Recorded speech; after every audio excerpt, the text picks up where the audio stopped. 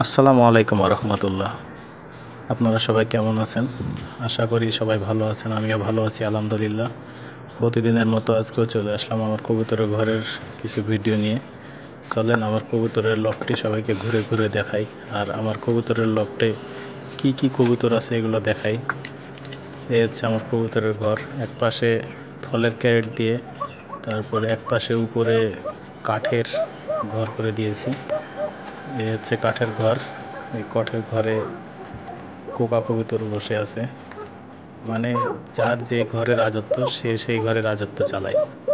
কাঠের ঘরগুলোতে থাকে হচ্ছে কোকা কবুতর। এই কাঠের ঘরের আশেপাশে অন্য কবুতরকে তারা আসতে দিবে না, তাদের রাজত্ব হচ্ছে কাঠের ঘরে। আর এ হচ্ছে ফলের ক্যারেট। খাঁচার উপরে ফলের ক্যারেট দিয়ে রেখেছি, এখানে রেশার কবুতর আছে এক জোড়া।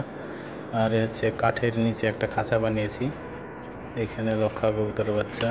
এগুলো হচ্ছে রাজশাহী গিরিবাজ, ডিম নিয়ে বসে আছে। দেখেন আমাকে দেখে কেমন করতেছে, মনে করতেছে যে ওর ডিমগুলো আমি নিতে এসেছি।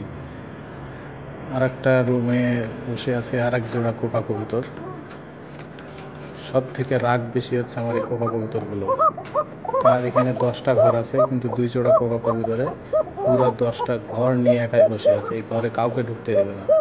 প্রয়োজনেও 24 ঘন্টা ভাগ করে নিয়ে 1 ঘন্টা করে প্রত্যেক ঘরে থাকবে, কিন্তু কাউরে তার ঘরে ঢুকতে দেবে না। আর এই যে রেশার কবুতর দুটো কিছুক্ষণ আগে দেখালাম, সে দুটাই বাচ্চা নিয়ে বসে আছে এখানে।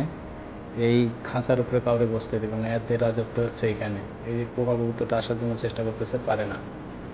তারপরে আপনাদেরকে দেখে আরেক জোড়া, এই যে রাজশাহী গিরিবাজ নবাজির, এ বসে আছে ফলের ক্যারেটের উপরে।